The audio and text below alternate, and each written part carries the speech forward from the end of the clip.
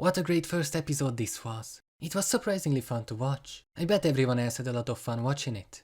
It's overrated. She blushed. It promotes sexual harassment. What in the hell is happening here?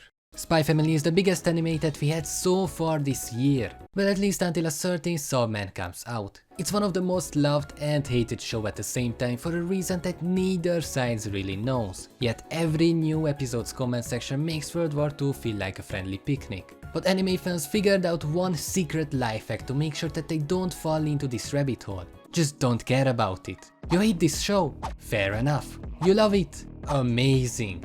You think it's an overrated garbage show with the worst storyline of all time despite the fact that you never watched a single episode of it and formed your opinion based on a TikTok?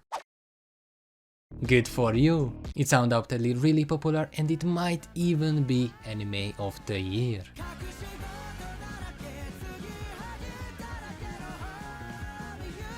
You know, every year there is that time when a really popular manga finally gets an anime adaptation and every single Twitter post will be about it, making you sick of the show before it even starts airing. Yet with Spy Family, I just never seen a single Twitter post, a YouTube video or just anything at all. So let's just say I was fairly surprised when I found out that it's the 24th most popular manga of all time. But what exactly it's about?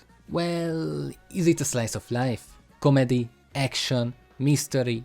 Yes. Let's just say it has everything. The story is about an ongoing state of Cold War between the nation of Ostania and Westalis, where Desmond, a person from Ostania, is planning to start a war. On the other side in Westalis, there's an agent called Twilight who is tasked to investigate him and make sure that he doesn't start a war. So step 1. Alter ego. Twilight disguises himself as the psychiatrist called Loid Forger. He has to put together a family in just 1 week and put his child into the same school to get closer to his target. Step 2. Make a child. Which is not going to happen in a week, so step 2. Adopt a child. Loid goes to an adoption center and adopts Anya as she seems like a smart kid. So it should be easy to get her into the school. The only thing that Loid doesn't know is that she is a telepath. Step 3. Get her into the school. To get into the school, she has to do an exam which she doesn't want to learn for at all. But at the end she memorizes the answers and gets into the same school as the child of the target.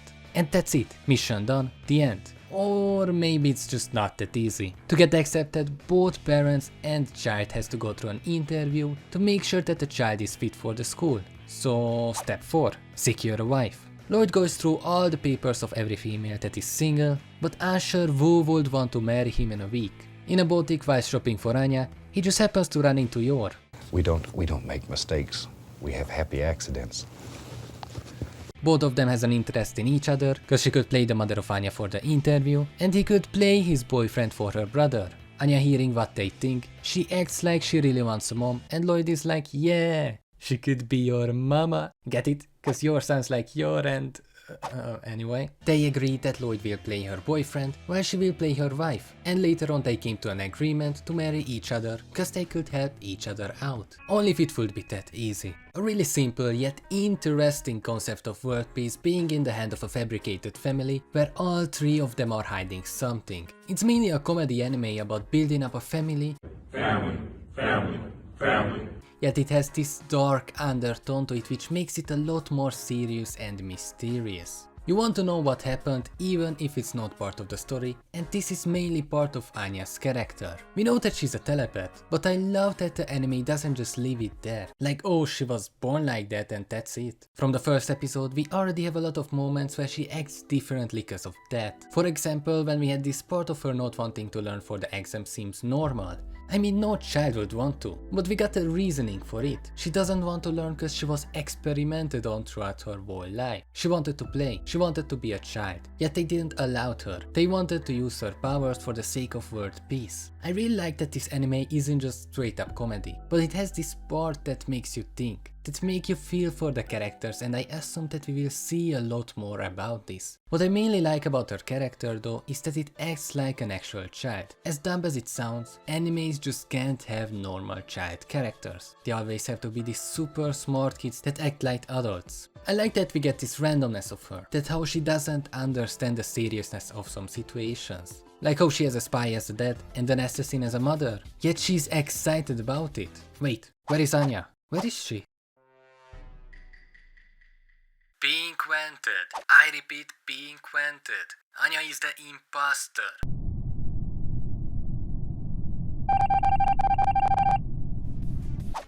Loid or Twilight is an assassin that works for Vice, the Westalis intelligence agency, and he's their best spy. He comes off as a really serious character, where his job is more important than anything else. He's just always on alert. He notices even the smallest mistakes, but as we've seen in literally every episode, he has these moments where he just let it all go for a minute. That he doesn't just focus on his own goal, he doesn't overwork himself. And it annoys him at the start, but I love how it slowly changes, and it just goes from "oh, I can't believe I weren't on full alert" to actually realizing that it's just an unrealistic expectation, which will cause him to change, and I really like that.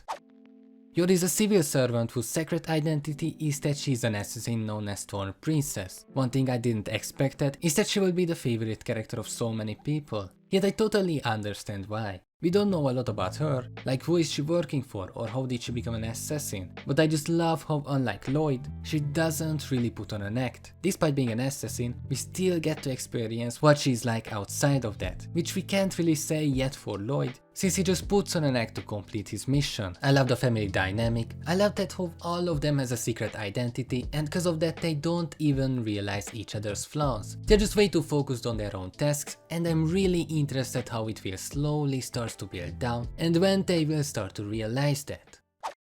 One of the most interesting things outside the anime was that how much people tried to cancel it. It's just a fun comedy show, yet the amount of times people try to come up with stuff to cancel it is genuinely funny. First it was this random ass TikTok that claimed that Anya is sexualized whenever she's with Loid cause she blushed. It's the most random thing you could pick, and I'm pretty sure this has to be a troll. What I was more surprised about is that how many people agreed with it.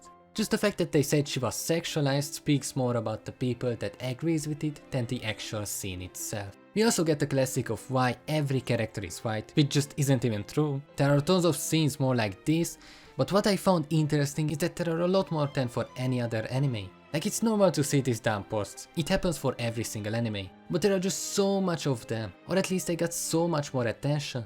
Just don't take them seriously cause it's pointless. And finally, is the show overrated? Well, short answer, no. Long answer, I don't really understand how it could be overrated when there are only 3 episodes out. Overrated nowadays just means a good show is popular and people are mad cause others enjoy it? I don't know, I don't get it either. One thing for sure is that the source material is really well done, and people really enjoy reading it. The anime doesn't ruin it by any means, it doesn't skip over anything. The character designs are how they should be, and the only thing it does is that it elevates the manga with things that the manga just can't express. The voice actors are doing a perfect job, I rarely care about the OST but it's amazing. All the people working behind the scenes are clearly putting a lot of effort into it. Which is, to be fair, is expected from Wit Studio and even from Cloverworks. So far it feels like it will be close to perfect adaptation, and instead of arguing with strangers for no reason, why shouldn't we just enjoy a great show? And I hope you enjoyed this review of Spy Family. If you watched it this far, I'm really thankful, I really appreciate it. If you enjoyed it, please like and subscribe, and see you next week. Fuck it up, hit me up, baby too sweet, little buttercup. Go with us, doing drugs, I don't wanna say it more than once. How do I get so much? Baby, I do enough. Drink another, what's up?